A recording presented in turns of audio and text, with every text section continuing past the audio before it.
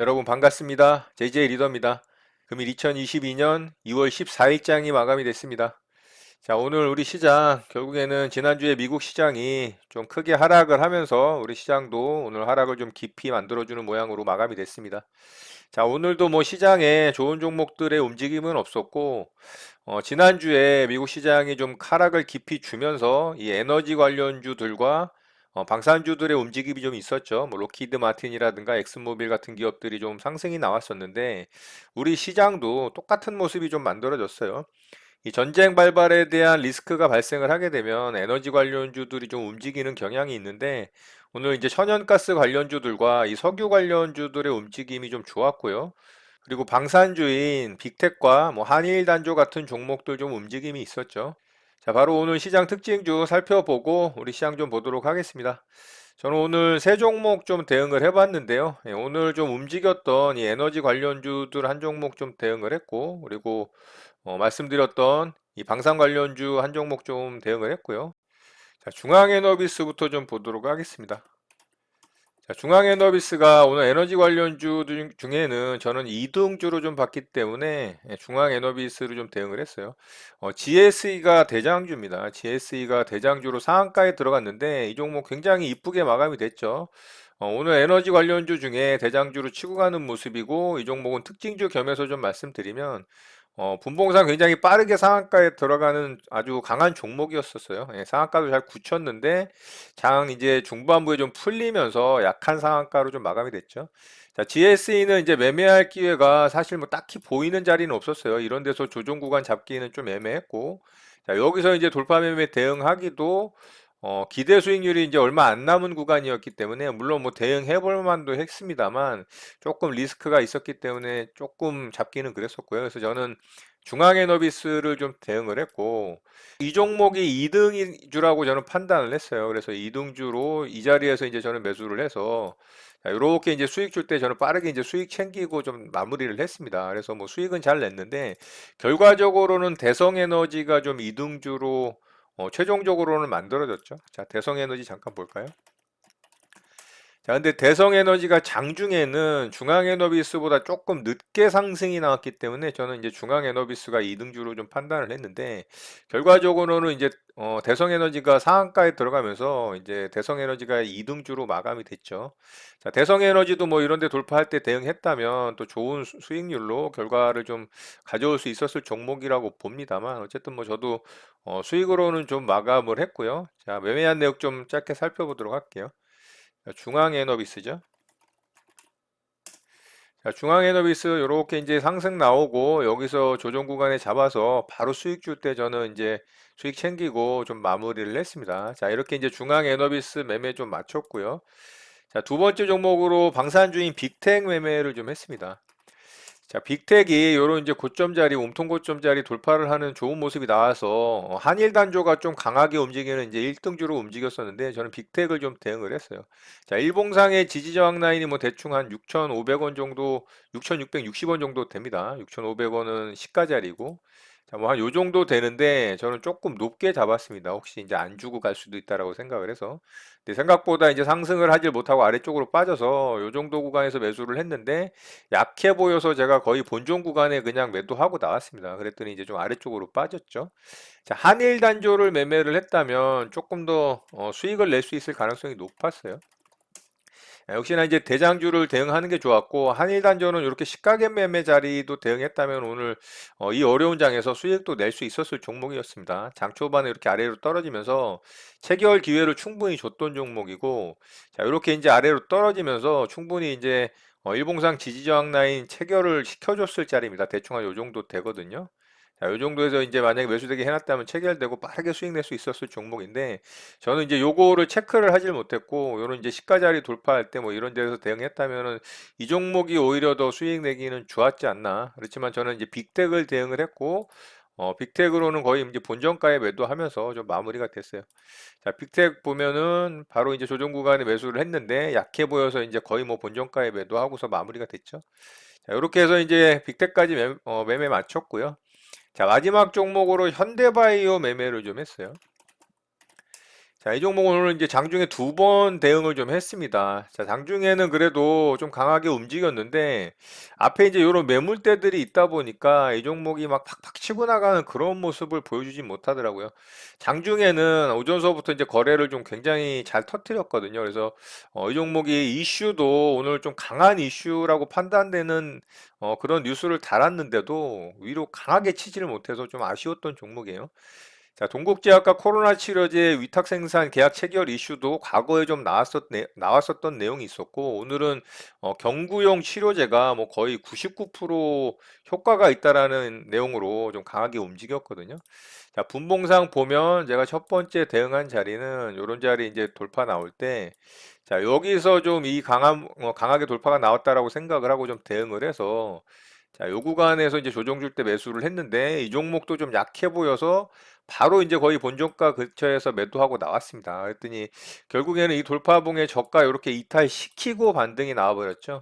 최근에 제가 이제 이런 스타일의 어떤 운전이 많이 나온다 이런 말씀을 좀 드렸고 결국에는 오늘도 이제 그런 모습이 좀 만들어졌고 저는 이제 좀 약하다라고 판단을 해서 여기 이제 조정 줄 때 음봉의 거래도 굉장히 많이 터졌기 때문에 좀 안 좋아 보였습니다.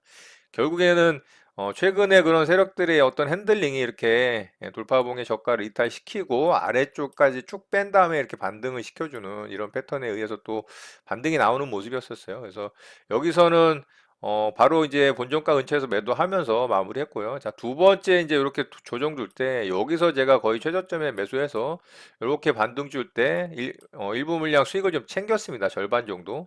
그리고서 좀 지켜봤는데 재료가 괜찮다라고 생각을 해서 또 슈팅이 좀 나올 수 있을 거라고 좀 판단을 했는데 기대만큼 강하게 움직이지 못해서 이렇게 이제 또 재매수가를 터치를 해서 자, 여기서 이제 매도하고 마무리했습니다. 그랬더니 좀 빠졌죠.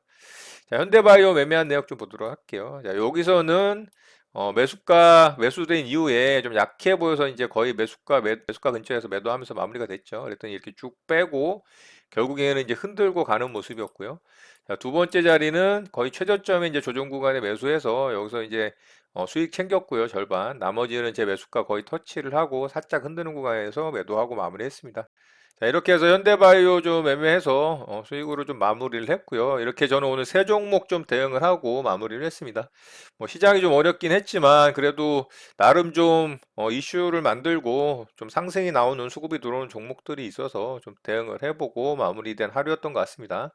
자, GSE가 전쟁 발발 관련해서 이 에너지 관련주 중에 이제 대장주로 좀 움직이는 종목이었고요.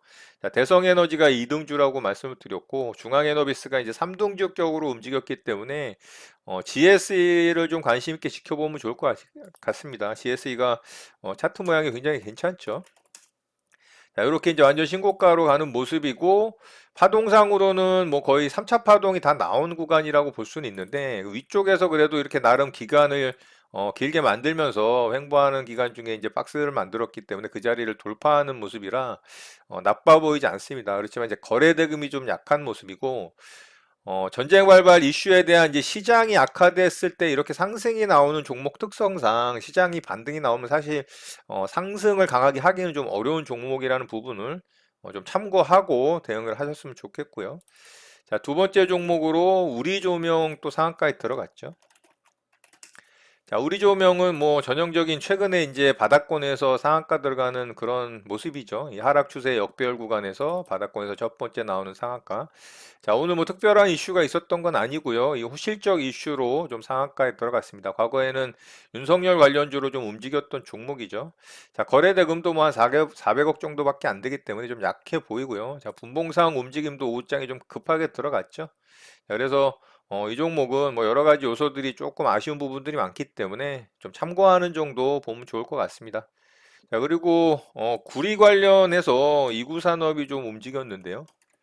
자, 구리산업 관련해서 이구산업이 좀 움직였는데 구리 가격 급등 이슈가 좀 있었죠. 그런데 매물대에 완전히 갇혀 있는 구간에서 윗꼬리까지 달리면서 이제 마감이 된 모습이라 썩 좋아 보이진 않습니다. 이제 거래 대금은 좀 역대급으로 터졌지만 천억 한 1,900억 정도 터졌죠. 근데 일봉상의 위치가 매물대를 뚫고 가는 모습이 아니기 때문에 좀 아쉬운 모습이고요. 자, 분봉상에는 장 중반부에 좀 급등이 나왔다가 윗꼬리를 다는 모습으로 좀 마감이 됐습니다. 그래서 이 종목도 좀 참고하는 정도 보면 좋을 것 같아요. 뭐 대창 정도 또 움직였고 대형주 중에서는 풍산이 움직였는데 뭐 그렇게 크게 의미 있게 상승하는 모습은 아니었기 때문에 이구 산업 정도 참고하는 정도로만 좀 보시면 좋을 것 같습니다. 자, 오늘 특징적으로 이렇게 마치도록 하고요. 우리 시장 좀 보도록 하겠습니다. 자, 우리 시장 말씀드렸던 대로 결국에는 이제 쌍바닥을 확인하러 내려오는 과정에 있습니다. 자, 코스피가 그래도 생각보다는 깊은 하락은 아니었어요. 물론 이제 개파락으로 시작을 했기 때문에 마이너스 1.19%에서 시작을 했고 아래쪽으로 쭉 하락을 하다가 아래 꼬리를 좀 다는 모습입니다. 그나마 조금은 뭐 선방하는 모습이지 않나라는 생각을 하고요. 그렇지만 수급적인 측면에서 조금 이제 도움이 있었다라고 볼 수가 있어요. 이제 외국인과 기관의 양매수가 좀 들어왔는데 이게 그렇다고 그렇게 좋은 수급은 사실 아닙니다. 장중에는 사실 외국인이 뭐 그렇게 강한 수급을 보여줬던 게 아니고 이렇게 코스피에서는 마이너스 수급으로 잡히고 있는 상태에서 장 막판에 갑작스럽게 이렇게 수급이 들어오면서 플러스로 좀 전환이 된 모습이에요. 자, 코스닥도 비슷합니다. 코스닥도 약하게 이제 플러스 수급에 있다가 장 막판에 이제 이렇게 이제 수급이 들어오는 모습으로 마감이 되는 모습이라 뭐 그렇게 좋은 수급이다라고 볼 수는 없는데 자, 이렇게 이제 장 막판에 수급이 들어온 이유가 이 환율 때문에 그래요. 환율 때문에. 자, 환율이 오늘 장중에는 뭐 그렇게 하락을 깊게 주는 모습이 아니었습니다. 플러스로 유지되고 있다가 자, 요걸 이제 시간별로 보면 장 막판에 이렇게 급락이 떨어졌어요. 사실 대외적인 이런 전쟁 이슈라든가 시장이 좀 악화일로를 걸을 때는 달러 강세가 좀 만들어지기 때문에 달러가 이제 안전자산이기 때문에 달러를 매입하려고 하는 그런 수급 현상이 벌어지는데 오히려 이제 그런 측면에서 환율이 상승하는 경우들이 많죠. 자, 그런데도 환율이 하락을 했기 때문에 외국인의 수급이 갑자기 들어온 겁니다. 그러니까 마이너스 수급이었다가 갑자기 플러스로 전환이 된 거죠. 뭐 특별한 이유는 없는 것 같은데 뭐 단기 좀 수급에 의해서 환율이 좀 급락을 하지 않았나? 어쨌든 환율 급락으로 인해서 외국인의 수급이 좀 들어왔다.